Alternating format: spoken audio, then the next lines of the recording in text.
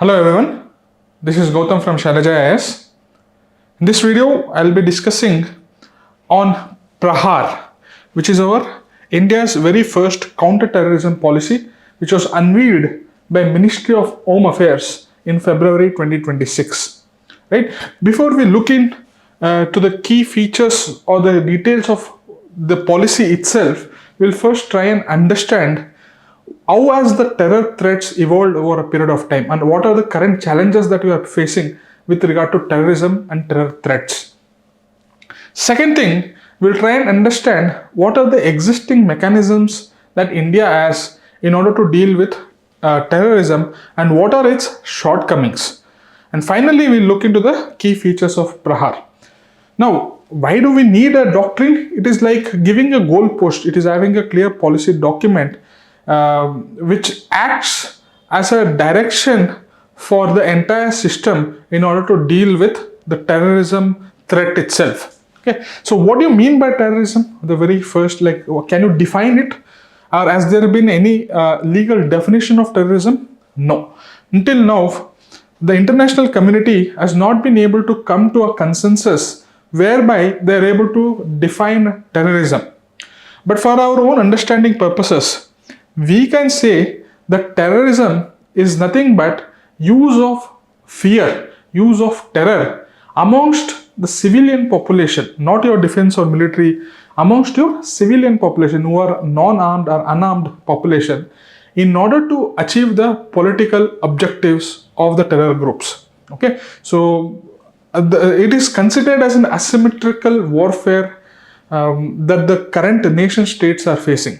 Right? So earlier, war was always happening between militaries of one nation against militaries of another nation.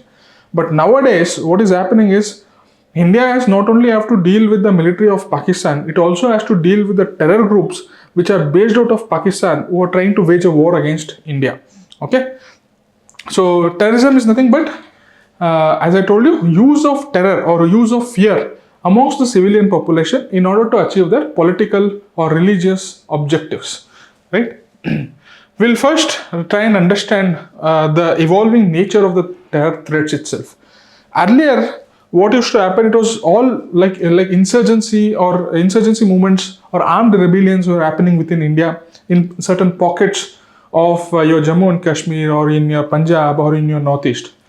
But slowly, these insurgent groups started to get support from your external actors, especially from your Pakistan. So they felt that we can, you can say, mind wash certain sections of society, we can radicalize certain sections of society, and we can provide them with certain support, external support like finances, your arms supply, or any other training purposes, and in turn help them wage a war or in turn help them revolt against the Indian government or the Indian state itself, right? So initially it was all within India, but later it started getting support across the border itself, right? So these were externally sponsored terrorism with Pakistan based outfits. So there are certain outfits whose sole purpose is to destabilize the country itself.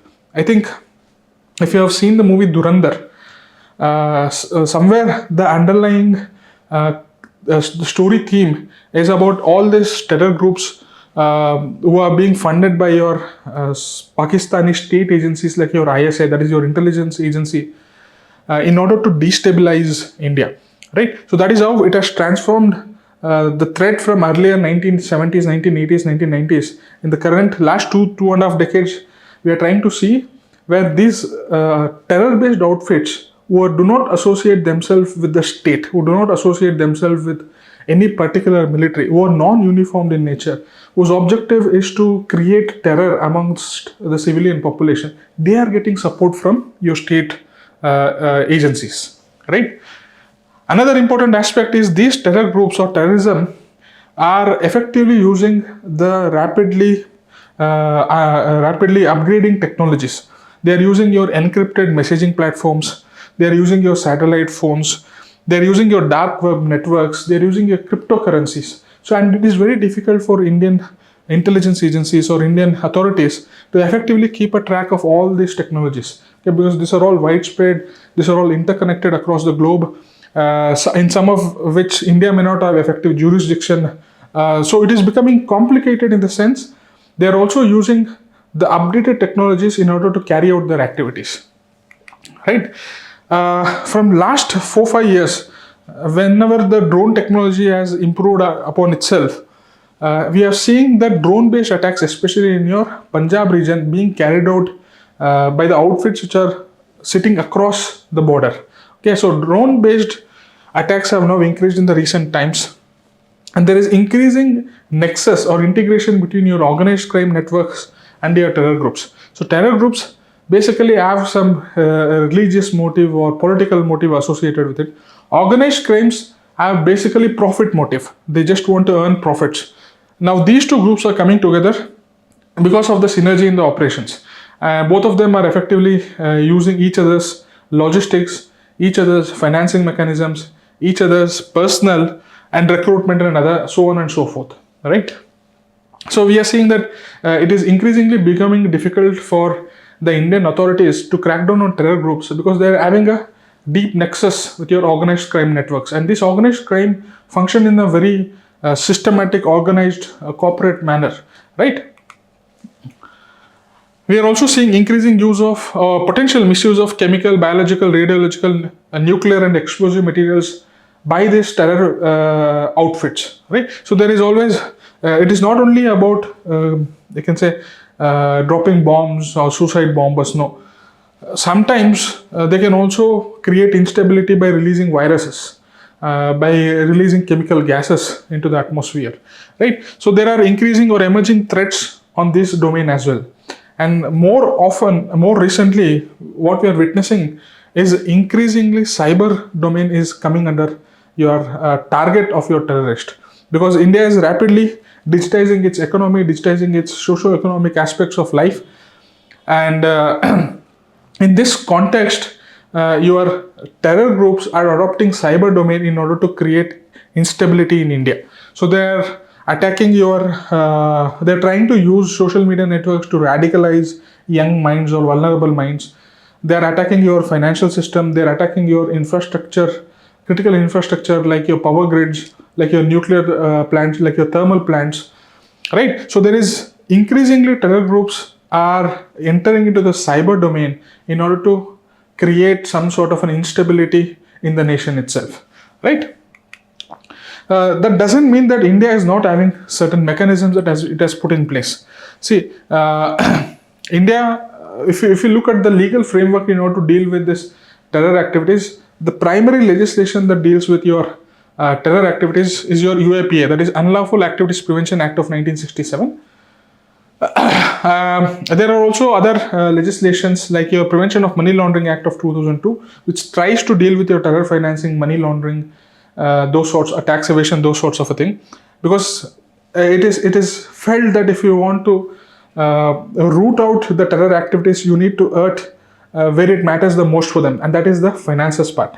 Okay, so if you are able to curb the money or the financial part of it, you will be able to effectively weaken the terror outfits or the terror groups. So there is a legislation which has been put in place to deal with this in a legal institutional manner.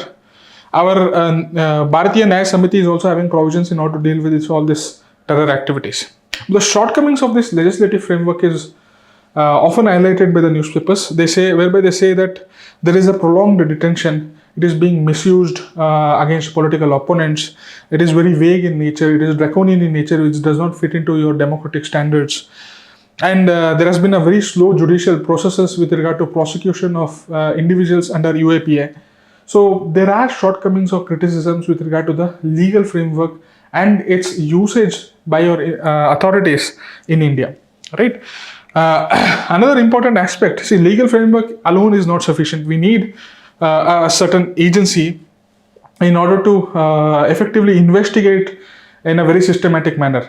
And as a result, after your 2008 Mumbai attacks, where it was considered as a humongous intelligence failure, primarily because of lack of coordination, I think that is also your underlying storyline of your Dhurandhar movie, right?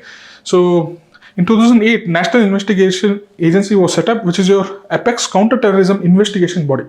So the sole idea of this organization, or the mandate of this organization, is to investigate any terror cases. But the shortcomings of this NIA is that it is understaffed given the widespread threat that India is facing on the terror front, right?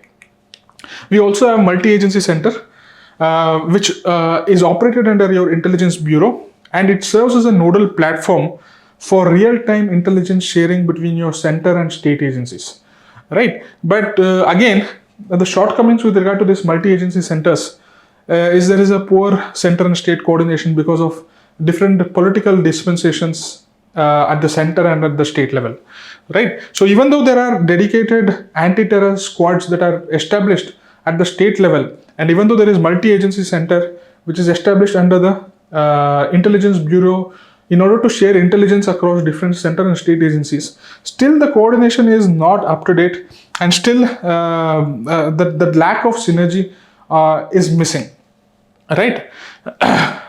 Another important mechanism that India has is your National Security Guard. It is your elite military force whose primary mandate is to respond to any major terror attacks, like what we saw in 2008 Mumbai blast. It was NSG which brought the situation under control, obviously along with the support of your Mumbai local police. Kudos to the Mumbai local police who dealt it in a very brave manner, right? But the shortcoming with regard to your NSG is that it is only having hubs in 5 cities, and this might create a dangerous response time whenever there might be a big terror attack that has been planned by these outfits, right? Finally, there is a state level anti-terror squads, like I told you. Especially it was established after your 2008 Mumbai terror attacks. NIA was established, and then state level anti-terror squads were established.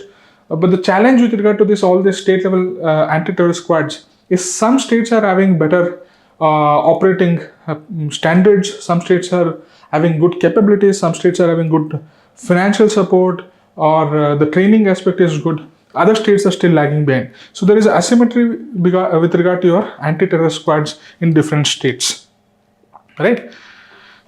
So it is in this context, the union government, especially your Ministry of Home Affairs, which is operating under the leadership of your Amit Shah, decided that it is better to have a well-defined structured doctrine itself, so that every stakeholder in this entire game knows exactly what is the direction that you are supposed to take. So all these policies and doctrines are like your roadmap. So it is clearly saying what path you are supposed to take and what is the destination and what are the methods, the approach that you are supposed to take in order to deal with your terrorism. So it is like a long-term vision which has been clearly laid out, so that there is not going to be any confusion.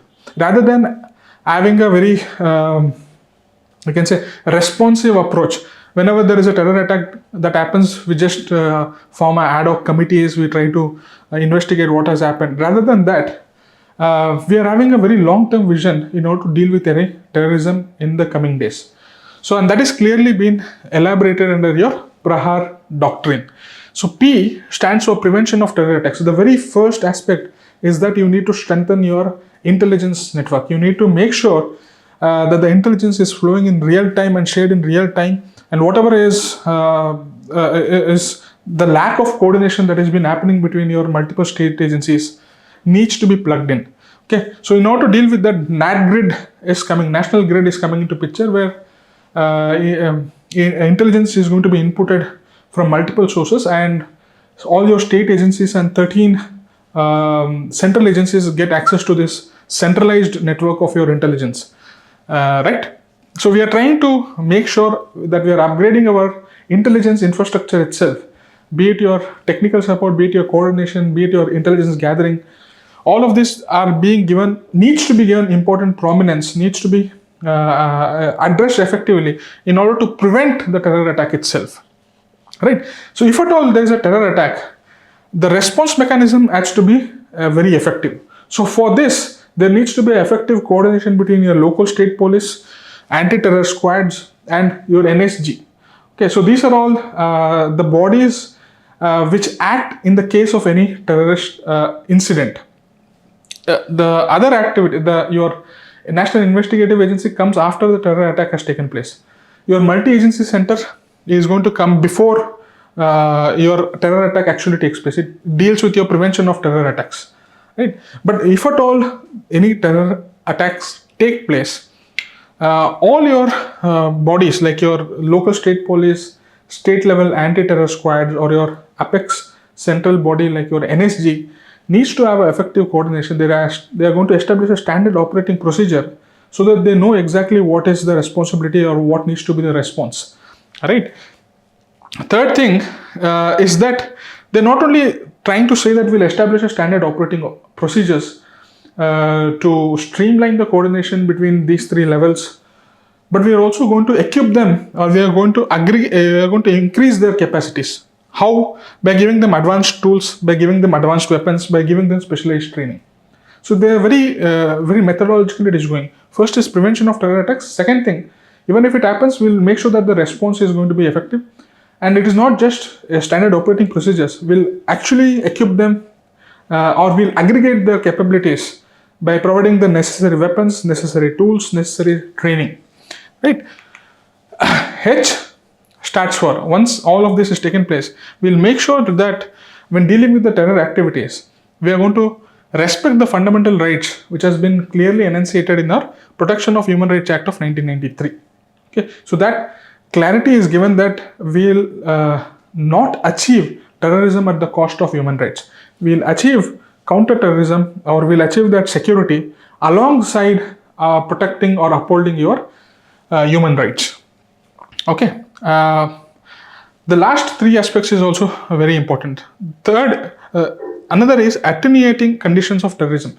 So what are the root causes of terrorism? It might be poverty, it might be unemployment, it might be alienation among your minority communities or vulnerable communities. It might be radicalization that is happening amongst your young minds.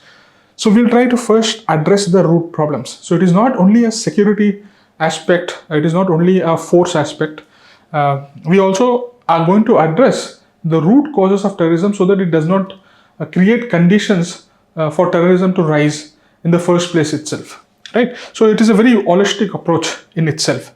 Finally, and terror is it's not a national effort. It requires your international efforts, because all these terror-based outfits are operating under different countries. So there needs to be intelligence sharing between different nations. There needs to be legal cooperation between different nations. So they say that we are going to align with international efforts by signing more and more mutual legal assistance treaties, extradition agreements, and joint working groups, right? And this is exactly what is required, because terror groups are not operating from one single country. And there are limitations with regard to our India's external agencies involved to monitor all these activities. So if at all there is another country, for example, Israel is also facing terror threats from a same neighborhood from which India is facing. So if there is a effective coordination with regard to your intelligence sharing, it will be useful for us in order to deal with the terrorism. And final aspect is your R, which is your recovery and resilience part of it, whereby we are going to take a whole of society approach. It is not only the responsibility, or only government alone cannot heal the wounds that has been inflicted by your terror attacks. We need doctors, we need civil societies, we need psychiatrists, we need lawyers, we need community leaders. All of them need to join hands together in order to recover in a better manner. So we need all of a society approach. And that is what exactly happened after 2008 Mumbai terror attack. We saw communities pitching in, we saw you can say private sector pitching in order to provide support to those families who were impacted by these terror outfits. So it was not only left to the state government or the central government, other stakeholders also pitched in to provide as much support as they can. So it is like everyone is coming together in order to recover and establish that resilience against these terror attacks. Okay, so it's a very, very clear laid out doctrine that our union government has put in to deal with your terrorism, right? So that is all about this issue. I hope you got a good idea about it.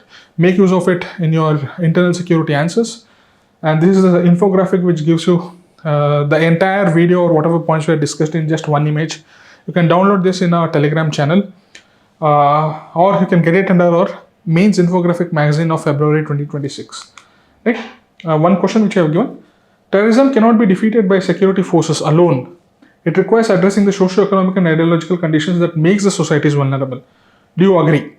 Examine with reference to the recently released PRAHAAR strategy. So they are saying that it is not only about intelligence gathering, it is not only about effective coordination between your anti-terror agencies. It is not only about increasing the capabilities by providing modern tools, modern weapons, or specialized training. It is also much more than that. It requires international efforts. It requires addressing your root causes like poverty, unemployment, and alienation. So that is what the question is asking. So they are primarily asking you to elaborate on the PRAHAAR strategy and give the reasoning behind why that strategy is required. Right? So if you're able to attempt it, please send your answers to my WhatsApp or Telegram, or you can email to my email ID. So all the very best and thank you.